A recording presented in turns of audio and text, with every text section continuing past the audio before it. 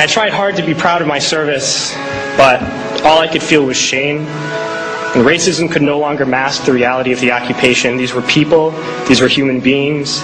I've since been plagued by guilt anytime I see an elderly man, like the one who couldn't walk, who we rolled onto a stretcher and told the Iraqi police to take him away. I feel guilt anytime I see a mother with her children, like the one who cried hysterically and screamed that we are worse than Saddam as we forced her from her home. I feel guilt anytime I see a young girl, like the one I grabbed by the arm and dragged into the street. We were told we were fighting terrorists. The real terrorist was me, and the real terrorism is this occupation. Racism within the military has long been an important tool to justify the destruction and occupation of another country. It has long been used to justify the killing, subjugation, and torture of another people. Racism is a vital weapon employed by this government. It is a more important weapon than a rifle, a tank, a bomber, or a battleship. It is more destructive than an artillery shell, or a bunker buster, or a Tomahawk missile. While all those weapons are created and owned by this government, they are harmless without people willing to use them.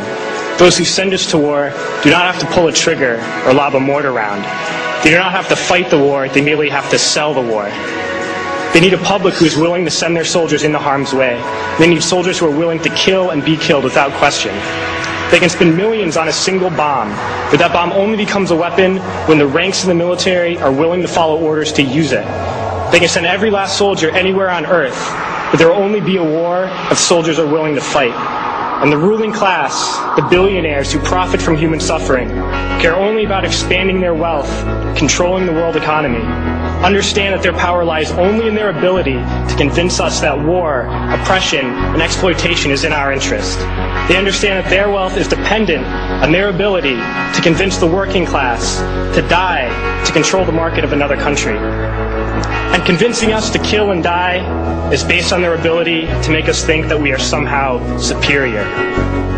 Soldiers, sailors, Marines, airmen have nothing to gain from this occupation.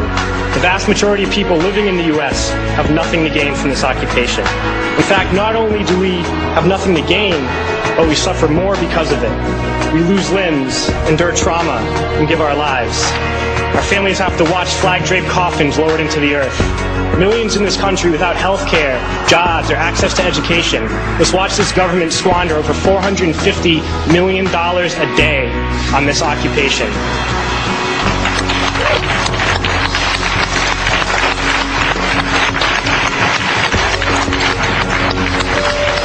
Poor and working people in this country are sent to kill poor and working people in another country to make the rich richer.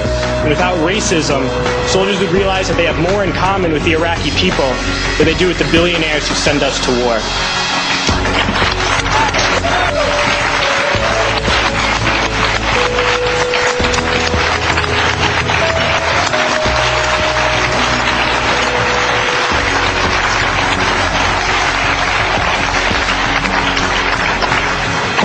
I threw families onto the street in Iraq, only to come home and find families thrown onto the street in this country, in this tragic and unnecessary foreclosure crisis. We need to wake up and realize that our real enemies are not in some distant land. They're not people whose names we don't know and cultures we don't understand. The enemy is people we know very well and people we can identify. The enemy is a system that wages war when it's profitable. The enemy is the CEOs who lay us off from our jobs when it's profitable. It's the insurance companies who deny us health care when it's profitable. It's the banks who take away our homes when it's profitable. Our enemy is not 5,000 miles away. They are right here at home. If we organize and fight with our sisters and brothers, we can stop this war, we can stop this government, and we can create a better world.